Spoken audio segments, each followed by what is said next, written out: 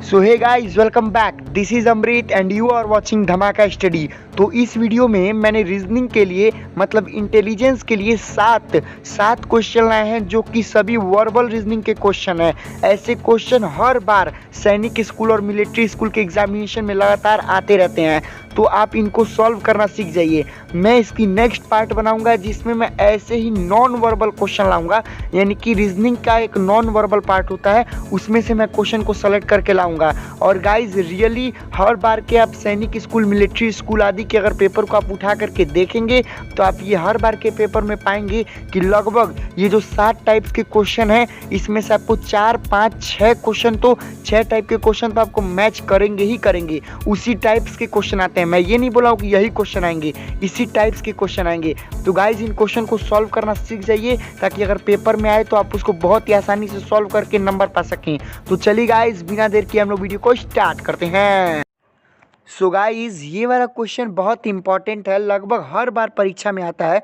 बोल रहा है कि राम एक लड़का है, ठीक है। इस क्वेश्चन को हम बोलते हैं बेसिकली डायरेक्शन टाइप क्वेश्चन। बोल रहा है राम एक लड़का है जो कि 2 किलोमीटर ईस्ट में चलता है, फिर वो घूम जाता है और 6 किलोमीटर साउथ में चलता है, फिर वो घूम जाता है और 2 किलोमीटर ईस्ट में चलता है, और फाइनली घूम करके 12 किलोमीटर आपका नॉर्थ में चल जाता है, ठीक है। अब बोल रहा है 12 किलोमीटर चलने के बाद जहाँ वो पहुँचा है, वहाँ से जहाँ से उसने जर्नी स्टार्ट की थी वहाँ तक की दूरी बताइए। तो देखिए इस क्वेश्चन को जरा हम समझते हैं।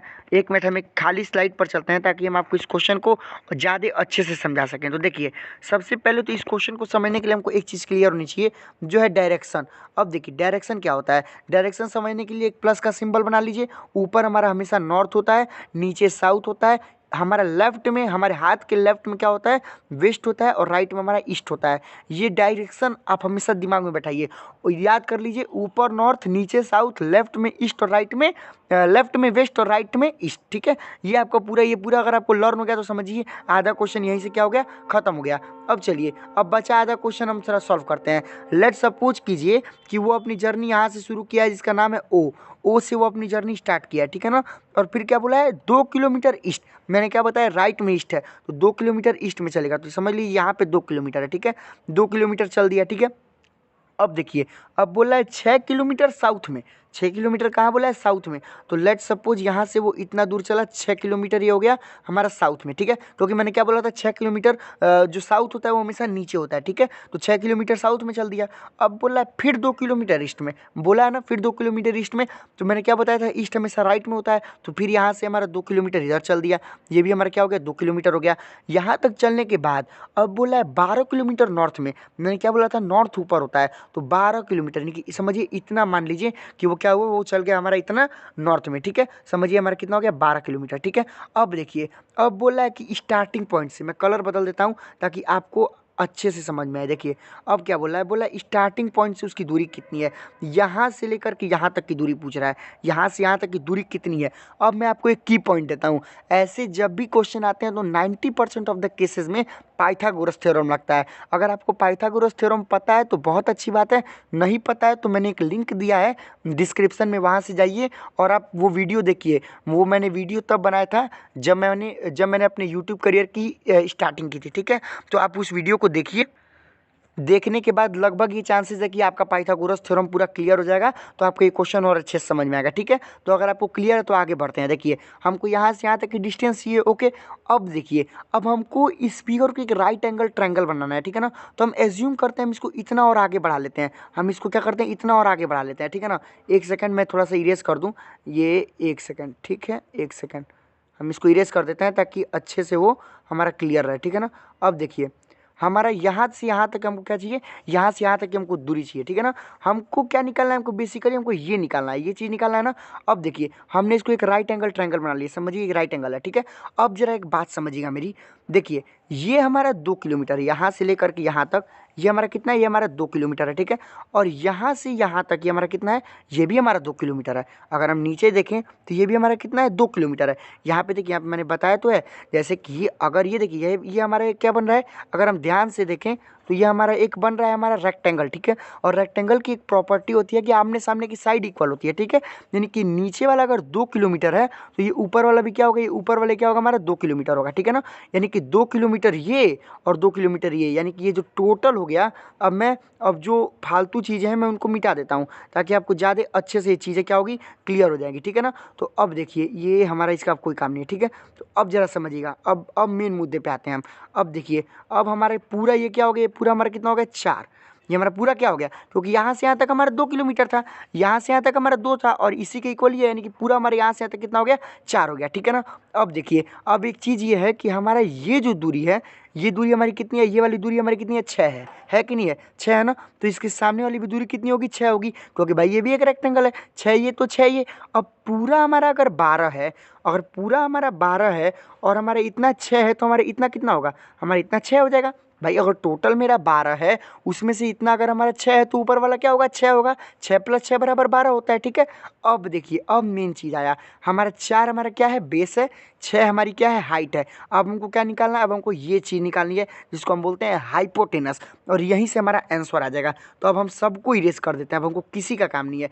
अब हमको फार्मूला याद होना चाहिए पाइथागोरस का। तो पाइथागोरस का फार्मूला क्या होता है, एच का स्क्वायर, एच का स्क्वायर इज इक्वल टू क्या होता है, पी का स्क्वायर प्लस बी का स्क्वायर, परपेंडिकुलर का स्क्वायर प्लस बेस का स्क्वायर, यही होता है ना फॉर्मूला।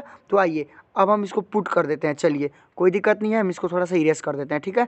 अब देखिए अब पी का जो वैल्यू है पी में और बी का जो वैल्यू है बी में। अब देखिए पी का हमारा वैल्यू कितना था 6 था, परपेंडिकुलर में कितना निकाला था 6, यानी कि 6 का स्क्वायर प्लस बेस हमने कितना निकाला था 4, यानी कि 4 का स्क्वायर, यानी कि क्या होगा 6 का स्क्वायर हमारा होता है 36, 4 का स्क्वायर हमारा कितना होता है, 4 का स्क्वायर हमारा 16 होता है, ठीक है। तो ये टोटल हमारा आ जाएगा एच का स्क्वायर, हमारा टोटल ये आएंगे एच का स्क्वायर इज इक्वल टू 52, हमारा टोटल आ जाएगा एच का स्क्वायर इज इक्वल टू 52। अब देखिए यहाँ के बाद हमारा एच का जो वैल्यू होगा वो क्या होगा, रूट में 52, रूट में 52, और रूट में 52 की अगर आप वैल्यू देखेंगे तो रूट में 52 की वैल्यू होती है कितना 7.2, रूट में 52 की वैल्यू होती है 7.2। गाइज ये हमारा बहुत इंपॉर्टेंट क्वेश्चन था, मैं रियल आपको बताता हूँ, ऐसे क्वेश्चन लगभग हर बार एग्जामिनेशन में आते हैं, सैनिक स्कूल में भी आ जाएंगे और भी कई एग्जामिनेशन में ऐसे क्वेश्चन आते ही आते हैं, ठीक है। तो हमारा आंसर कितना आया था 7.2 किलोमीटर, ठीक है। Then we will go for 7.2 kilometre और हम 7.2 को हम क्लिक करेंगे और आगे बढ़ेंगे, ठीक है। तो अब हम मूव करते हैं अपने नेक्स्ट क्वेश्चन की तरफ। गाइज अगर आपको कोई भी पर्सनल क्वेरी है तो आप मुझे इंस्टाग्राम पे डायरेक्ट कांटेक्ट कर सकते हैं, लिंक डिस्क्रिप्शन में है, और इंस्टाग्राम का मेरा अकाउंट नेम आपकी स्क्रीन पर लगातार दिखा रहा है, आप जाके वहाँ से मुझसे पर्सनल कांटेक्ट, पर्सनल कोई भी क्वेरी पूछ सकते हैं। तो अब देखिए अब हमारा जो दूसरा क्वेश्चन है वो क्या कह रहा है। अब देखिए ये वाला क्वेश्चन बहुत इंपॉर्टेंट है, देखिए क्या बोल रहा है। इस टाइप के क्वेश्चन को हम बोलते हैं ब्लड रिलेशन क्वेश्चन, और इसको करने का मैं एक बहुत ही आसान तरीका आपको बताने जा रहा हूँ।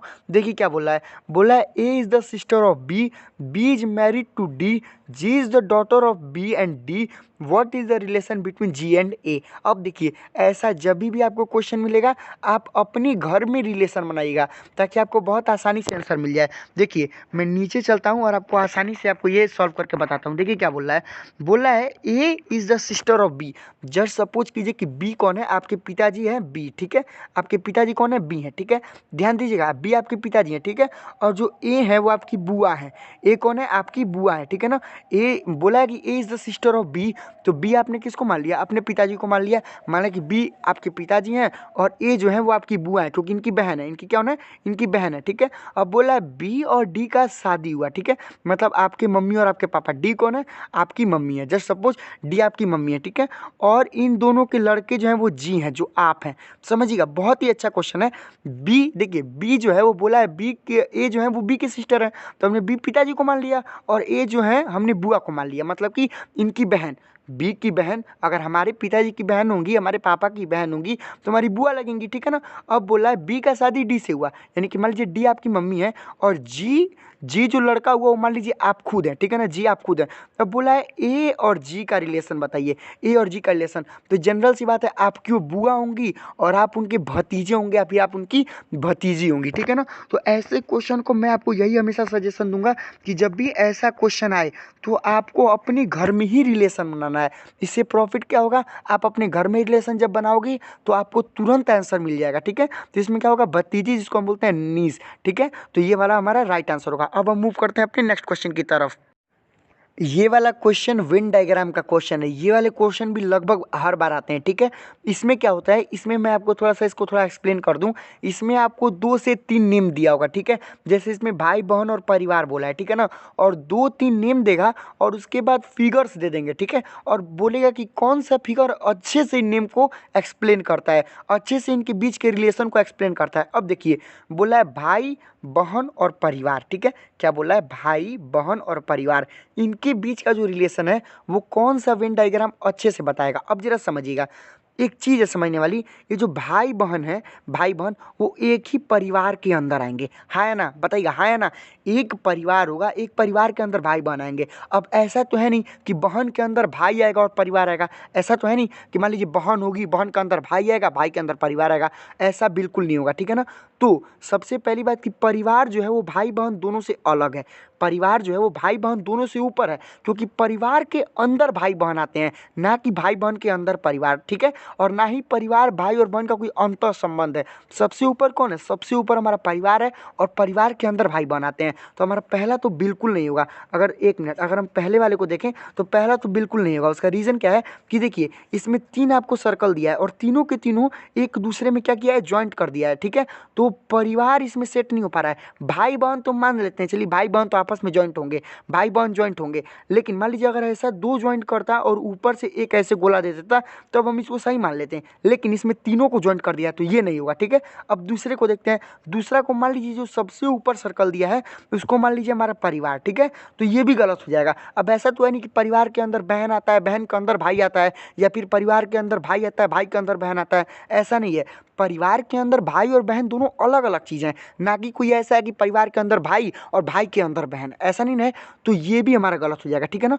अब देखिए, अब तीसरा वाला देखिए, तीसरा वाला देखिए, सबसे ऊपर कौन आ गया, सबसे ऊपर हमारा परिवार आ गया। जो सबसे बड़ा वाला सर्कल है वो हमारा परिवार है, और उसके अंदर जो 2 जो सर्कल है, इसमें एक भाई है और एक क्या है, एक सेकेंड, ये दिक्कत हो रही है थोड़ी, एक भाई और एक क्या है, एक बहन है। ये वाला बिल्कुल सही एक्सप्लेन कर रहा है। चौथे को भी देख लेते हैं, चौथा बिल्कुल गलत है। मैंने आपको क्या बताया था कि एक परिवार का गोला होगा जिसके अंदर भाई और बहन का गोला आएगा, तो ये भी बिल्कुल गलत होगा। तो वेन डायग्राम बेसिकली यही होता है। वेन डायग्राम में आपको रिलेशन ढूंढना होता है, आपको बारीकी पकड़नी पड़ती है कि कौन सा फिगर इन सबको अच्छे से एक्सप्लेन करेगा। तो चलिए अब मूव करते हैं अपने नेक्स्ट क्वेश्चन की तरफ।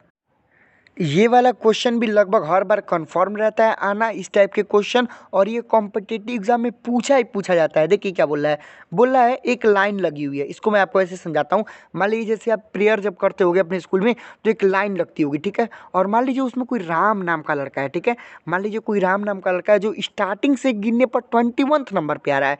स्टार्टिंग से गिनने पर कितने पे आ रहा है, 21 पे आ रहा है। तो बोल रहा है अगर 50 बच्चे टोटल लाइन में खड़े हैं तो पीछे से गिनने में कितने नंबर पे आएगा। अब बहुत लोग ये सोचते हैं कि लेते हैं 50 में से 21 घटा देते हैं और वही आंसर हो जाता है। ऐसा आपको नहीं करना है, ये बिल्कुल गलत है, बिल्कुल गलत है। इसको कैसे करना है मैं आपको समझाऊंगा। देखिए आप बिल्कुल मत घबराइए, मैं आपके साथ हूँ। देखिए क्या करना है, इसको आपको नहीं कंफ्यूज होना है। देखिए बोल रहा है अगर कभी भी ऐसा क्वेश्चन आए तो आपको मैं एक फॉर्मूला बता रहा हूँ, 2 तरीका बताऊंगा, एक तो फॉर्मूलेटिक और एक और अन्य तरीका, जो अगर आपको फॉर्मूला नहीं याद होगा तो आप उससे कर दीजिएगा। देखिए टोटल जितना भी बोले, मान लीजिए टोटल जितना भी बोले, यहाँ पे 50 बोला है, टोटल जितना भी बोले उसमें से UR यानी कि अपर रैंकिंग कितनी है, 21 है, उसको घटा दीजिए। सबसे पहला काम, टोटल जितना भी बोले उसमें से अपर रैंकिंग को घटा दीजिए।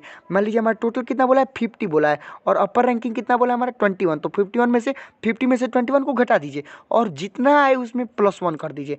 ये है हमारा फॉर्मूला। देखिएगा, याद रखिएगा, फिर आपको बता रहा हूँ, टोटल जितने बच्चे लाइन में लगे हैं, यहाँ पे 50 बच्चे लगे हैं, ठीक है, उसमें से आपको घटा देना है अपर रैंकिंग, यानी कि शुरू से वो कितने नंबर पे है, जहाँ पे 21 बोला है उसको घटा देना है, और घटाने के बाद जितना भी आए उसमें 1 जोड़ देना है, ठीक है ना। तो ये रहा हमारा पहला तरीका। तो ऐसे कितना आ जाएगा, अगर हम 50 में से 21 घटाएंगे तो बेसिकली हमारा 29 आएगा, और 29 + 1 हमारा कितना आता है, 30 आता है, 30 आता है, ठीक है। तो ये तो रहा हमारा पहला तरीका। अगर आप भूल जाते हैं, क्योंकि मैंने भी ये फॉर्मूला मैं बहुत बार भूल चुका हूँ, तो अगर भूल जाते हैं तो एक और तरीका है, आप पीछे, अगर आपके पास टाइम है तो आप तुरंत पीछे अपना पूरा पेज पलटिए, पेपर का, और जहाँ पे रफ वर्क के लिए दिया हुआ है वहाँ पे छोटा छोटा 50 टे बिंदी कीजिए, छोटा छोटा ऐसे ऐसे ऐसे 50 टे बिंदी कीजिए, ठीक है ना। और जल्दी जल्दी गिनिए, ऊपर से मान लीजिए 21 नंबर पे गोला इस तरह कर दिए, ठीक है। और नीचे से भी गिन दीजिए कि कितने नंबर पे है। मुश्किल से आपको 3 मिनट लगेगा, 4 मिनट लगेगा, आप इस क्वेश्चन को कर ले जाएंगे। तो उसमें भी आप देखेंगे कि आपका आंसर 30 आएगा। लेकिन मैं यही बोलूँगा कि आप फॉर्मूला याद कीजिए, टोटल जितना दिया है उसमें से जो शुरुआत की रैंकिंग है उसको घटा करके +1 करिए, आपका 100% आंसर आ जाएगा। तो गाइज अब हम मूव करते हैं अपने नेक्स्ट क्वेश्चन की तरफ।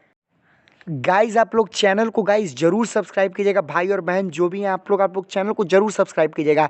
हम लोग लगातार सैनिक school, Navodaya Vidyalaya, military school के पेपर को सॉल्व कर रहे हैं, पेपर सॉल्यूशन ला रहे हैं। उसकी हम लोग एक प्लेलिस्ट बना चुके हैं जिसकी लिंक डिस्क्रिप्शन में है, आप वहाँ से जाके सभी वीडियोज़ देख सकते हैं जो आपको बहुत हेल्प करेगी। हम लोग जितने भी वीडियोज़ ला रहे हैं आप देखिएगा, जब पेपर होगा तो कई सारे क्वेश्चन उसी टाइप के क्वेश्चन आएंगे। मैं ये नहीं बोल रहा हूँ पूरे क्वेश्चन लड़ जाएंगे, ऐसा कभी नहीं होता है। उस टाइप्स के क्वेश्चन जरूर आएंगे जो आपको बहुत ज़्यादा बेनिफिट करेंगे, ठीक है ना।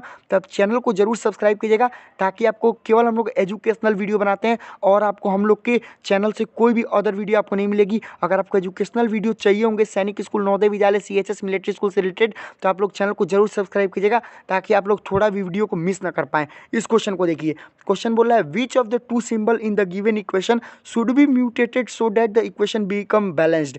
अब क्या बोल रहा है, बोल रहा है कि ये हमारा एक इक्वेशन दिया, ठीक है, 9 + 7 डिवाइड बाई 3 × 2 - 22 = 1।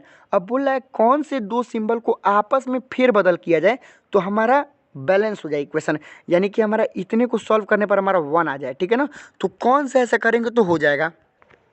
तो हमारा पहले ऑप्शन में दिया हुआ है मल्टीप्लाई और माइनस, यानी कि जहाँ पे मल्टीप्लाई है वहाँ पे माइनस कर दीजिए, और जहाँ पे माइनस है वहाँ पे मल्टीप्लाई कर दीजिए। दूसरे बारे में बोल रहा है प्लस, जहाँ प्लस और मल्टीप्लाई, यानी कि जहाँ पर प्लस है वहाँ पे मल्टीप्लाई का सिंबल कर दीजिए, और जहाँ पर हमारा मल्टीप्लाई है वहाँ पे हमारा प्लस का सिंबल कर दीजिए, ठीक है। फिर बोल रहा है डिवाइड एंड मल्टीप्लाई, यानी कि जहाँ डिवाइड है वहाँ मल्टीप्लाई का सिंबल, और जहाँ मल्टीप्लाई है वहाँ डिवाइड का सिंबल। अब देखिए ऐसे क्वेश्चन को करने के लिए सबसे जो बेसिक, इसमें कोई ट्रिक नहीं है, इसमें आपका इक्वेशन, इसमें आपका सॉल्यूशन फास्ट होना चाहिए, ठीक है ना।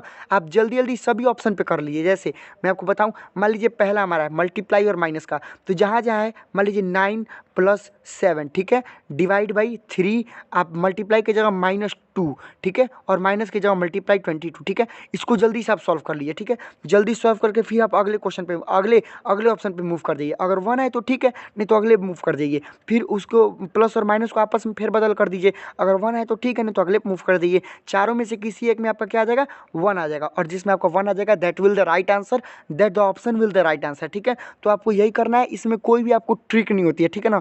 इसमें जो मेन होता है वो होता है सिंप्लीफिकेशन। आप जल्दी जल्दी सिंप्लीफिकेशन अगर कर देते हैं तो आपका क्या होगा, रियल आंसर आ जाएगा। इसमें आप जब सॉल्व करके देखिए तो आपका प्लस और मल्टीप्लाई क्या होगा, मैं आपको थोड़ा करके भी दिखा देता हूँ। इसमें आपका प्लस और मल्टीप्लाई हमारा राइट आंसर होगा। देखिए कैसे प्लस और मल्टीप्लाई का इधर उधर करना है। जैसे देखिए 9 है, 9 के बाद प्लस है तो प्लस की जगह मल्टीप्लाई 7, उसके बाद बोला डिवाइड 3, ठीक है, और मल्टीप्लाई की जगह प्लस 2 - 22। अब देखिए अगर आप बोर्ड मास आपने पढ़ा होगा, तो बोर्ड मास अगर आप पढ़े होंगे तो आपको ये चीज़ पता होगी कि बोर्ड मास में सबसे पहले हम क्या करते हैं, डिवीजन को सॉल्व करते हैं, ठीक है ना। तो जैसे सपोज हम यहाँ पे ऊपर इसको सॉल्व कर रहे हैं 9 × 7/3, हम मल्टीप्लाई, चूँकि यहाँ पे जो डिवाइड है 3 से 7 डिवाइड नहीं होगा, तो हम पॉइंट में ले जाकर इसको हम /3 कर देंगे, ठीक है, प्लस 2 - 22, ठीक है। अब उसके बाद क्या होगा, हमारा मल्टीप्लाई होगा, तो 3 से हमारा 3 कट जाएगा, 3 × 7 = 21 + 2 23 - 22, हमारा 1 इसका जनरली हमारा राइट आंसर रहेगा। तो अब हम मूव करते हैं अपने नेक्स्ट क्वेश्चन की तरफ।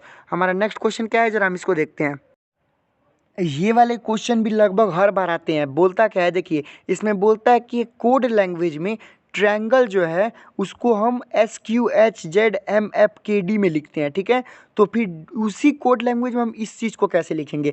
तो अगर कभी भी आपकी ज़िंदगी में अगर ऐसा कोई क्वेश्चन आए तो मैं आपको बताता हूँ आपको कैसे करना है, ठीक है। ऐसे क्वेश्चन को देख के आपको कभी भी नहीं घबराना है, ठीक है ना। ऐसे क्वेश्चन को देख करके, जैसे आपसे क्या बोला, आपसे ट्रायंगल बोला, ठीक है ना, बोला है ट्रायंगल, तो अगर आप ट्रायंगल को ध्यान से देखेंगे तो सभी जितने भी नंबर पे आते हैं आप उनको लिख दीजिए। हमारा टी कितने नंबर पे आता है, टी हमारा 20 नंबर पे आता है ना। फिर हमारा आर कितने नंबर पे आता है, आर हमारा 18 नंबर पे आता है। उसी तरह हमारा आई है वो 9 नंबर पे आता है, ए हमारा 1 पे आता है, एन 14 पे आता है। आप ऐसे कर लीजिए, ठीक है। और फिर क्या बोला है, ट्रायंगल को किस कोड वर्ड में लिखा गया है, SQHZMFKD, ठीक है। तो आप देखेंगे टी स्टार्टिंग है, ट्रायंगल से स्टार्टिंग हो रहा है, तो उसमें किससे स्टार्टिंग हो रहा है? एस से। और एस की कोड वर्ड क्या है? एस की कोड वर्ड हमारा 19 है, ठीक है। एस की कोड वर्ड हमारा 19 है। फिर एस के बाद उसमें क्यू है, जैसे इसमें टी के बाद आर है तो उसमें एस के बाद हमारा क्यू है, तो क्यू की कोडिंग क्या है? क्यू की कोडिंग हमारा 7 है। और जैसे ट्रायंगल में आर के बाद क्या आता है? आई, और आई की हमारी कोडिंग क्या होती है? आई हमारा कितने नंबर पे आता है? आई हमारा 9 नंबर पे आता है। अरे भाई, जैसे ए 1 नंबर पे आता है, बी 2 नंबर पे आता है, सी 3 नंबर पे आता है, वैसे हमारा आई कितने नंबर पे आता है? 9 नंबर पे आता है। और इसमें एस क्यू के बाद क्या है? एच है। एच हमारा कितने नंबर पे आता है? 8 नंबर पे आता है, ठीक है। तो आप एक चीज़ ध्यान दीजिएगा, यहाँ पे 20 है, यहाँ पे 19 है, यहाँ पे 18 है, यहाँ पे 17 है, यहाँ पे 9 है, यहाँ पर 8 है। यानी कि जितने भी लेटर हैं, जैसे देखिए हम ऊपर चलते हैं, यानी कि जितने भी यहाँ पर लेटर हैं, जैसे जितने भी लेटर हैं, सब लेटर का जितना भी नंबर है अगले वाले में सब में से एक एक माइनस कर दिया गया है। टी हमारा कितने नंबर पे आता है? इसमें जो टी है, टी हमारा 20 पे आता है, तो इसमें का एस हमारा 19 पे आता है। इसमें का आर हमारा 18 पर आता है, तो इसमें का क्यू हमारा 17 पर आता है। बिल्कुल इसी तरह हम जब इसको सॉल्व करेंगे डी वाले को, तो जब डी वाले को सॉल्व करेंगे तो इसमें भी हम क्या करेंगे? इसमें भी हम बिल्कुल वही वाला पैटर्न क्या कर देंगे? यूज कर देंगे। तो जो सेम पैटर्न उसमें हुआ है, हम बिल्कुल उसी वाले सेम पैटर्न को क्या करेंगे? इसमें भी अप्लाई कर देंगे। देखेंगे डी कितने नंबर पे आ रहा है, देखेंगे डब्ल्यू कितने नंबर पे आ रहा है, देखेंगे जेड, देखेंगे एल ओ के डी, वैसे कर देंगे कितने कितने नंबर पे आ रहा है। और फिर उसके बाद उसमें सब में से 1 1 क्या करते जाएंगे? माइनस करते जाएंगे। अगर माइनस हो रहा है तो माइनस करेंगे, प्लस हो रहा है तो प्लस करेंगे। जो भी रिलेशन ऊपर वाले में हो रहा है वही रिलेशन नीचे वाले में भी कर देंगे, हमारा आंसर 100% आ जाएगा, ठीक है। तो अब हम मूव करते हैं अपने नेक्स्ट क्वेश्चन की तरफ। सो गाइज, ये वाला हमारा लास्ट क्वेश्चन है। मैं एक बार लास्ट बार आपसे रिक्वेस्ट करूंगा गाइज, चैनल को जरूर सब्सक्राइब कीजिएगा, क्योंकि आप लोग वीडियो देख के तो चले जाते हो गाइज, बहुत ज़्यादा मेहनत लगती है वीडियो को बनाने में। तो गाइज चैनल को सब्सक्राइब कीजिए ताकि आपको सभी एजुकेशनल वीडियो बिल्कुल टाइम पर मिले और आप एग्जामिनेशन में बहुत अच्छा कर पाएँ। अगर आप एग्जाम में पास हो जाएगा उसके बाद आप अनसब्सक्राइब कर सकते हैं, क्योंकि हमारा मेन मोटो है किसी भी तरह आप पास हो जाएं, ठीक है। अब देखिए क्या बोला है which number is wrong in the given range. अब बोला है यहाँ पे एक रेंज दिया हुआ है 36, 49, 100, 144, 196 और 256। बोला है कौन सा इसमें नंबर रॉन्ग है। तो देखिए हमको इन सब के बीच में एक रिलेशन बैठाना है। देखिए आप अगर ध्यान से देखेंगे तो जो 36 है वो 6 का स्क्वायर है, 36 किसका स्क्वायर है? 6 का, ठीक है। उसके बाद 49 हमारा 7 का स्क्वायर है। फिर हमारा जो 100 है वो हमारा 10 का स्क्वायर है। फिर जो हमारा वो है वो हमारा 144 जो है। एक मिनट, हम इसको अच्छे से सॉल्व करते हैं ताकि आपको बिल्कुल क्लियर रहे, ठीक है। तो देखिए हम इसको जब अच्छे से सॉल्व करेंगे तो ये क्या होगा समझिएगा जरा। जो हमारा 36 है वो हमारा 6 का स्क्वायर है कि नहीं है? जो हमारा 36 है वो हमारा 6 का स्क्वायर है। उसके बाद 49 हमारा 7 का स्क्वायर है। फिर हमारा जो 100 है वो 10 का स्क्वायर है। फिर हमारा 144 12 का स्क्वायर है। फिर हमारा 196 14 का स्क्वायर है। और फिर हमारा जो लास्ट है 256 वो हमारा 16 का स्क्वायर है। अब देखने वाली बात यह है कि 6 के बाद 7 आया है, 7 के बाद 10, 12, 14, 16, यानी कि 10, 12, 14, 16 सब में कितने गैप है? 2 का गैप है, ठीक है। 2 का गैप है, हमेशा सब में कितने गैप है? 2 का गैप है। लेकिन यहाँ पर 6 के बाद डायरेक्ट क्या आ गया है? 7 आ गया, यानी कि ये हमारा गलत है। 7 की जगह पे हमारा क्या आना चाहिए? 7 की जगह हमारा 8 आना चाहिए, ठीक है। तो ये हमारा गलत है, तो हम क्या मारेंगे यहाँ पे? हमारा राइट आंसर क्या होगा? राइट आंसर हमारा 49 होगा। तो हम इसको क्लिक करेंगे that this is wrong because there should be 8, यहाँ पे 8 होना चाहिए, ठीक है, ताकि 8 का स्क्वायर 64 हो और पूरा जो हमारा सीरीज है वो अच्छे से चले, ठीक है। तो गाइज अगर वीडियो अच्छी लगी हो तो लाइक कीजिए।